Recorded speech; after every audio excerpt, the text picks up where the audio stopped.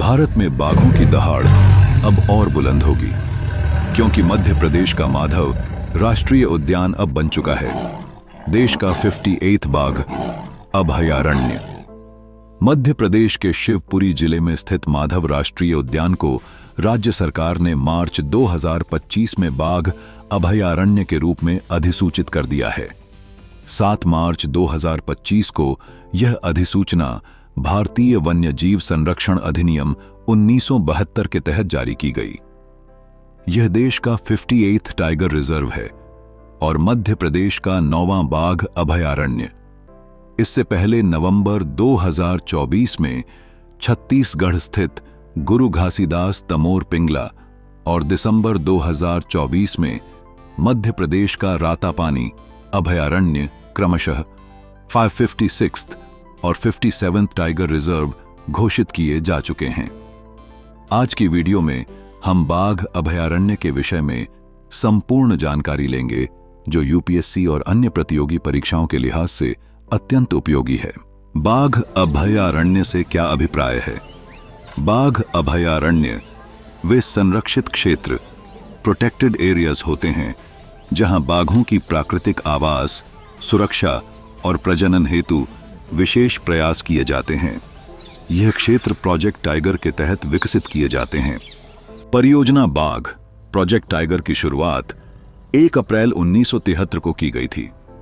इस परियोजना का उद्देश्य भारत में गिरते बाघों की संख्या को रोकना और उनके प्राकृतिक आवास की रक्षा करना है।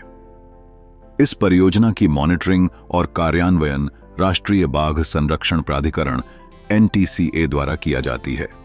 इस परियोजना का कानूनी आधार भारतीय वन्यजीव संरक्षण अधिनियम 1972 है।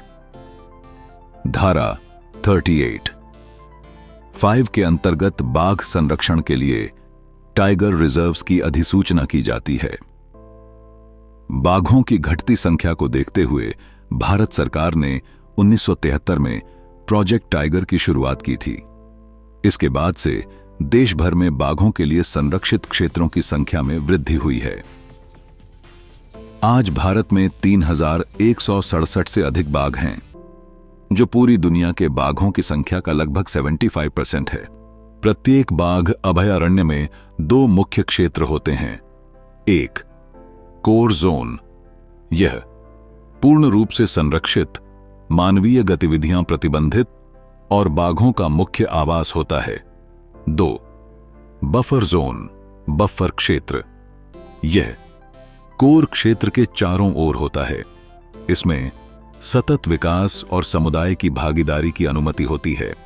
भारत में प्रमुख बाघ अभयारण्य 2025 तक कुल बाघ अभयारण्य 58। भारत में सबसे पहला tiger reserve Jim Corbett tiger reserve है, जिसे पहले हेली नेशनल पार्क के नाम से जाना जाता था। यह 1936 में स्थापित किया गया था और उत्तराखंड में स्थित है। 1973 में इसे बाघों के संरक्षण के लिए टाइगर रिजर्व घोषित किया गया। हाल ही में अधिसूचित महत्वपूर्ण बाघ अभयारण्य: 1, गुरु घासीदास तमोर पिंगला छत्तीसगढ़ 56। 2, रातापानी मध्य प्रदेश 57। 3, माधव राष्ट्रीय उद्यान शिवपुरी मध्य प्रदेश 58। मध्य प्रदेश में कुल 9 बाघ अभयारण्य है। मध्य प्रदेश को टाइगर स्टेट भी कहा जाता है। सभी बाघ अभयारण्य के नाम आपको डिस्क्रिप्शन में मिल जाएंगे। आप वीडियो की डिस्क्रिप्शन पर विजिट कर सकते हैं। बाघों के संरक्षण में अंतर्राष्ट्रीय पहल के रूप में global tiger initiative GTI, world bank द्वारा जारी और सेंट पीटर्सबर्ग डिक्लेरेशन 2010 महत्वपूर्ण है। बाघ संरक्षण की चुनौतियां भी कम नहीं है। इनमें मानव वन्यजीव संघर्ष, अवैध शिकार, वनों की कटाई और अतिक्रमण, पर्यटन का दबाव आदि प्रमुख है।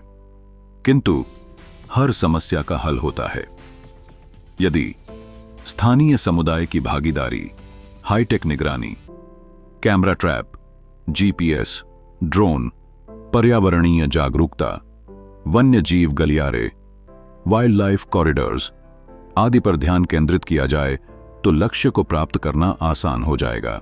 वीडियो के अंत में चलिए ये भी जान लेते हैं कि इस विषय पर यूपीएससी के लिए संभावित प्रश्न किस प्रकार के हो सकते हैं?